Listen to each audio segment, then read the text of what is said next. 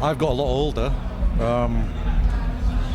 There's a lot more festivals than there used to be. There used to be, I don't know, like 4 or 5 different metal festivals, Germany, Holland area, and now there's 1,000 festivals in every country, you know. So, but I don't know. It's kind of become a little bit saturated. But I mean, this Hellfest bill is just insane. I've never seen such a varied lineup. Like, it's huge. I don't know how they put it together. It must be really hard for the organisers to get this together, you know.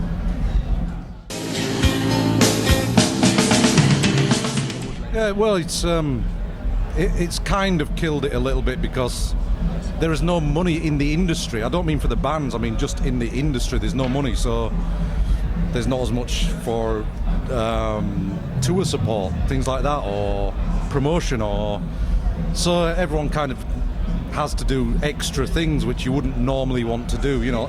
Even just like, you know, the packaging of an album, you have to do 20 different formats just to try and sell it to people and stuff. It's all a little bit, leaves a bit of a sour taste in my mouth. I don't kind of like do it. We started in the music scene when it was like more honest, shall we say, you know.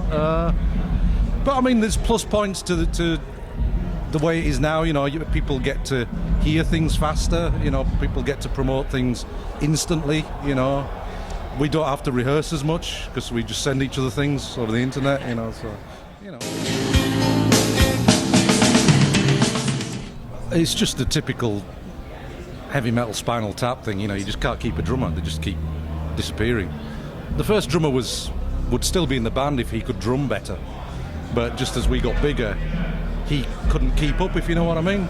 So he would probably still be in the band if that was the case, because we're still really good friends.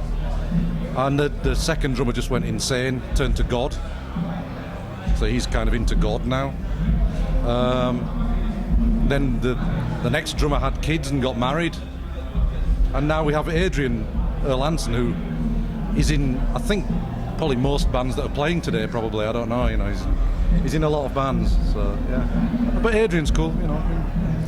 We just, we try and hold on to people. It's just, you know, over the years, it's not for everyone, this kind of life, you know. It's a strange life, you know. No. We tend to, we're not very good at that. We kind of start off a tour like it's like we're still 18, and then it just burns you out by the end of the tour. But it's touring for a long time is more about your personal time, because you spend most of the time traveling, so you have to have things to keep your mind active, really. So it's books, it's films, it's writing more stuff, it's whatever, you know, but anything to keep your mind active. Otherwise you just sit there and you spend, I don't know, 22 hours a day traveling and then an hour on stage or something, you know. So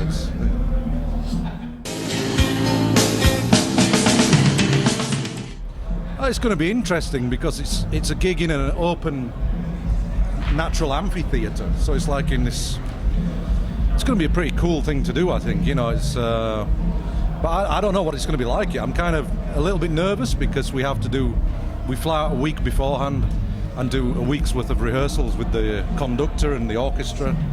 So I hope it'll be good, because we've chosen songs to do that will be good to have orchestral scores.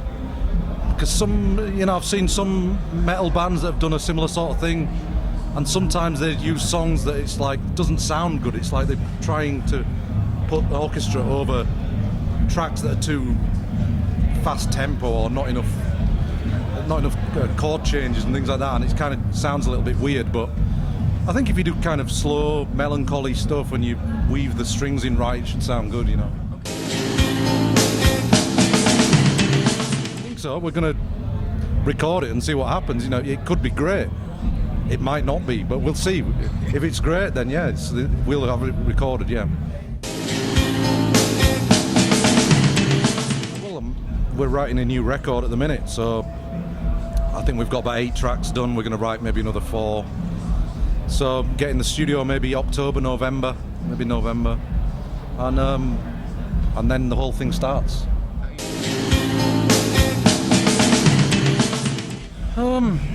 We have a few ideas, but it's not finalised for the next one yet. But in the past, we kind of spend a long time looking for artists that we think will be good, and then we work with them. Like, it takes a long time. It's like we send them bits of the music, they send ideas, we send ideas, and it happens over months. Doesn't happen in a week, so yeah, because we come from a generation where you had picture discs, you had big gatefold albums, big fold-out posters. To me, the packaging, the whole tactile element is very important. To some people, it's not. I understand that, It's like my kids are from a generation that they just download a song here and there. They don't even know the name of the band, never mind the artwork. But I'm from a different time, Possibly a band called The Secret from Italy. I don't know if you know them. It's a really cool album. It's like sort of hardcore punk meets black metal. It's kind of interesting, So yeah, we'll be recording a new album at the end of the year and then touring again. So I'm sure in Belgium we'll see you at the Bebop. In Paris we'll see you wherever. Hopefully the Bataclan. We never know, but. So look out for our new record when we bring it out. Should be early next year, so see you around.